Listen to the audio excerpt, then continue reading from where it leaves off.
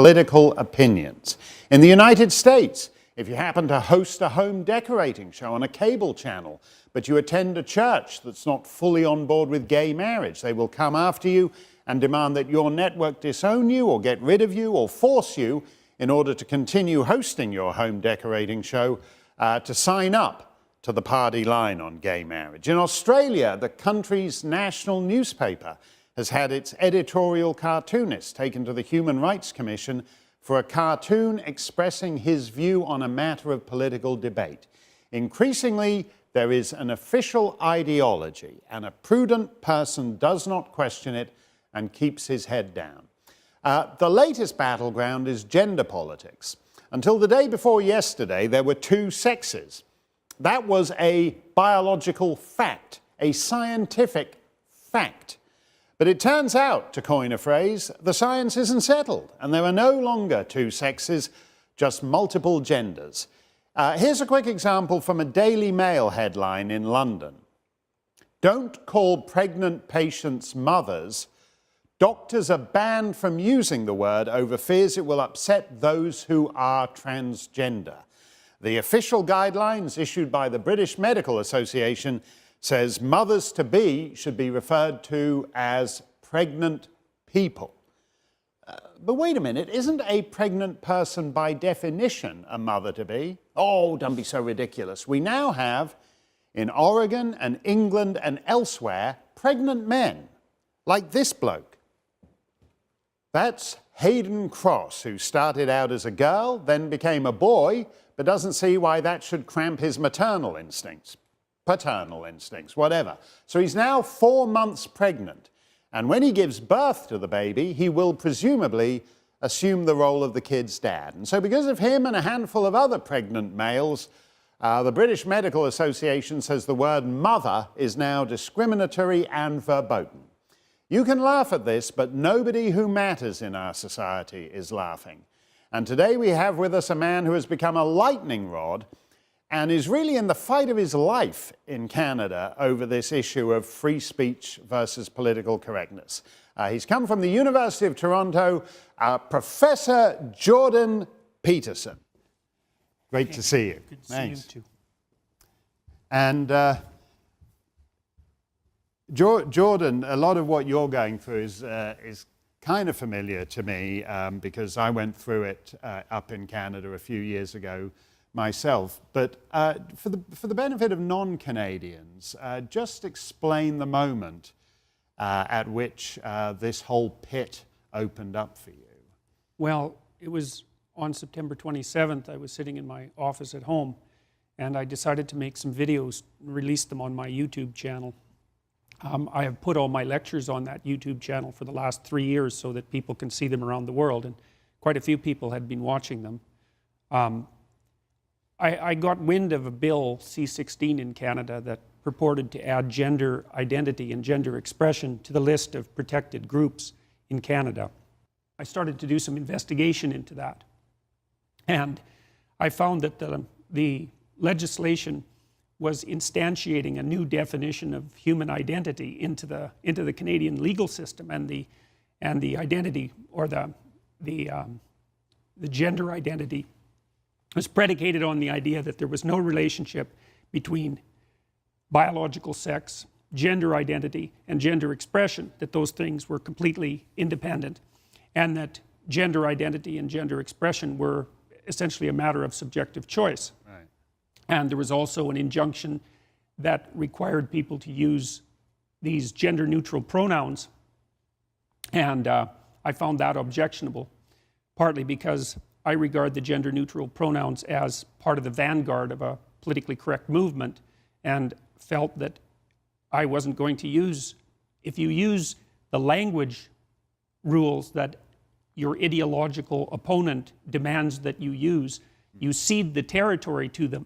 Right. And we've been ceding the territory to politically correct authoritarians for a very long period of time. Well, and language is an important part of this battle, as Orwell and many others have recognized. If they can impose linguistic absurdities on you. You basically agreed to live the official lie, as it were. Yes. The battle is in fact about language, fundamentally. Yeah. Now, when you talk about this gender pronoun thing, I mean, we didn't used to have a multiplicity of genders until 20 minutes ago. There were like two sexes, male, female. So pronoun-wise, you had he and she, and now you say there are these other pronouns that you, when you're with your students, are supposed to be using. Yes, if I'm give us an example of what these new pronouns are. Z and zer are common. Sometimes people want to be referred to as they, right, which sacrifices the distinction between the singular and the plural. Yeah, and was traditionally the prerogative of Her Majesty the Queen, right? Nobody else. Exactly. And this whole use of Z and Zer is taken very seriously, very seriously. Yes, well, Bill C-16 changes the Human Rights Code and the Criminal Code to make discrimination on the grounds of gender identity or gender expression part of the hate speech provisions. And the failure to use the appropriate pronoun, that's the pronoun that's demanded of you, constitutes harassment and discrimination and can be prosecuted under the hate speech codes. Now, the people who've been debating me in Canada claim that that would never happen, but they're not to be trusted in my estimation. Right. Once you put something into the law, they put it into the hate speech codes for a reason. Yeah. Right? That's not an accident. And my own experience of those commissions is that they always start out by saying, no, this is just a mopping up operation for a few people out on the wild extremist fringe. Don't worry about them. Don't pay any attention to them. And it always creeps inward. And whatever it was ever intended to address way out on the fringe, it actually winds up ensnaring all kinds of people who aren't in the least bit on the fringe or extremist. Well, I know that at the university there's already been a chill placed over any discussions about the biological differences between men and women. My own students, I'm a personality psychologist, and so part of my field is gender differences in personality. And my students have already reported to me when they're serving as teaching assistants in their classes that they're very cautious about what sort of claims they make. And it looks to me that one of the law's consequences is that it will make discussions of the biological differences between men and women. It seems extreme to believe this, but it appears to me to make them illegal.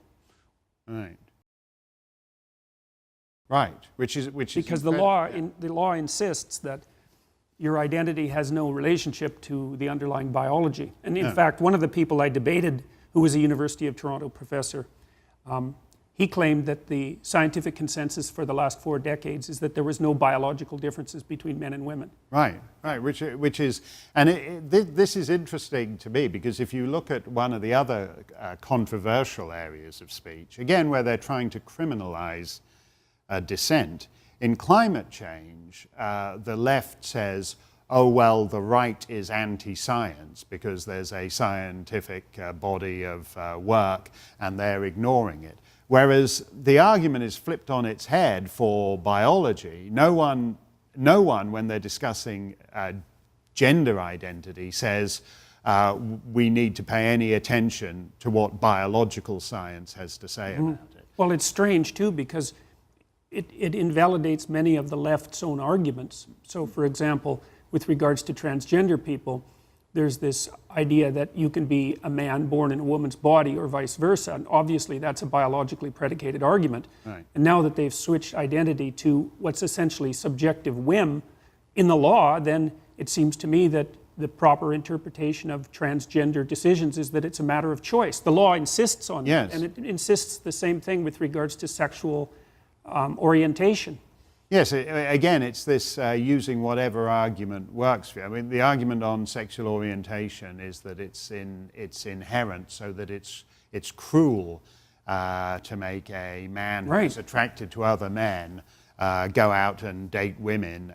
It's because who he is cannot be changed. Right. In fact, the conversion therapy, so to speak, was banned in Ontario on exactly those grounds, and that's basically a biologically predicated argument. But then when it comes to gender, we're now saying you can take any point on the spectrum. Or off the spectrum. Yes, because that's actually written into the policies. Right. You can be anywhere on the spectrum or nowhere between men and women. And that was one part of it that I particularly objected to, because I really don't understand what it means to be off the spectrum. I don't believe that it's a spectrum to begin with, and you have to use technical language when you're writing legislation. It's not a spectrum, it's a modified bimodal distribution, right? So there are feminine men, obviously, and masculine women, but they're a small proportion of the population. The bulk of the population stacks up at the standard gender poles. And to be nowhere on the distribution, I guess that, I'm not sure exactly what that means. It could be an error in writing, or it could be referring to these people that claim identities that aren't human. And that's the next frontier, as far as I can tell. They call them otherkins. Yeah. I mean,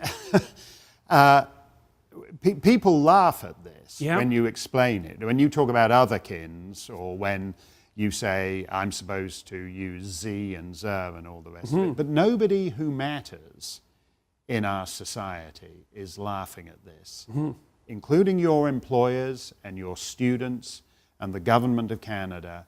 They all take this stuff deadly serious. Yes, well, I got 2 letters from the university warning me to stop making my public pronouncements that I would refuse to use these non-standard pronouns, even though the pronouns are fabrications and they haven't entered the common parlance. They've been imposed, and that's a legislative novelty, to impose a form of speech on someone. It's not a limit on your free speech, it's a demand that you use a certain kind of, in my estimation, ideologically motivated language, very ideologically motivated. And I've studied the development of totalitarianism for a very long time, and one of the things I know is that, well, it's the issue of ceding control over language. And so the government has carelessly made a precedent, and the precedent is compelled speech, essentially. Yeah, and absolutely disgraceful. As you said, this word didn't exist until the day before. Well, and there's all sorts of words. There's not, and there's no agreement on which ones should be used. No. And people can also demand to be addressed with one set of words one day and another set another day. That's the gender fluid types who claim to be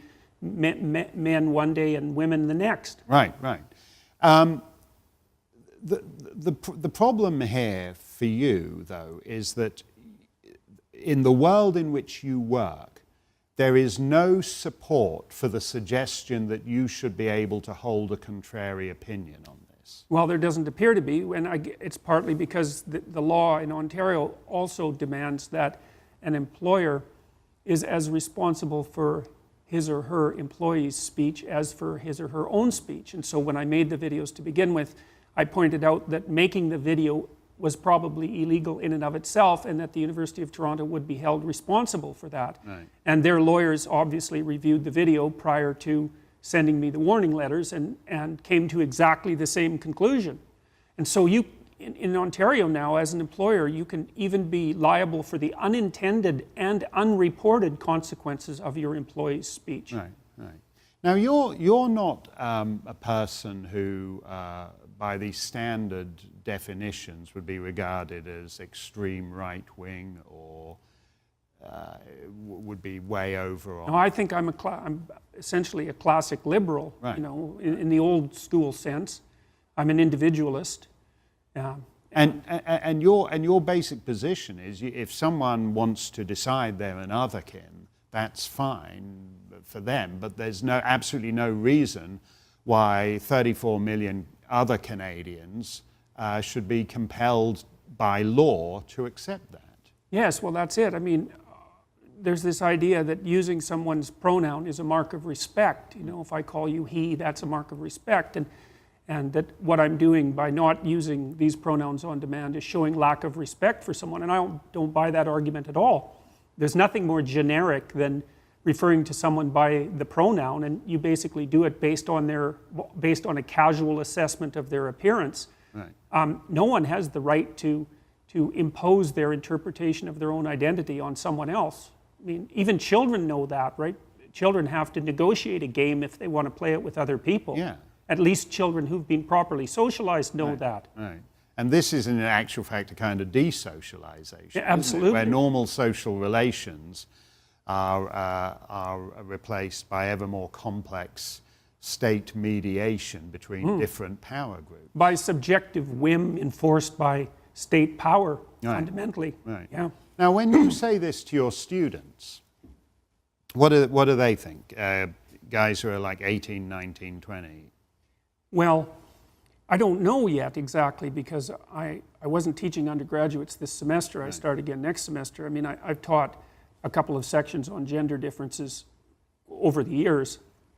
One of the surprising findings in the field of personality is that, so there's been studies of human personality conducted all across the world, and psychologists have settled on a standard model that has 5 dimensions, 5 personality dimensions, and then have looked for differences between men and women across countries. And the crucial test was the Scandinavian countries, because the Scandinavians have done a lot to flatten out the sociological landscape for men and women. Right. And the consequence of that has actually been that the differences between men and women in Scandinavia have got larger, not only in terms of personality, but also in terms of interest. And interest is, men tend to be interested in things, and women tend to be interested in people. And there's some decent evidence that thing interest is mediated by testosterone exposure in utero, which sounds pretty biological, all things considered. And you know, I've made the claim that in my classes that I don't buy the distinction between sex and gender, which was invented by John Money back in 1955, a single theorist, and whose ideas I think were quite badly discredited, especially by his involvement in the Johns Hopkins Gender Reassignment Clinic, which shut down just a few years ago. That was his baby. And they decided that gender reassignment surgery was a catastrophe. Yes, I mean,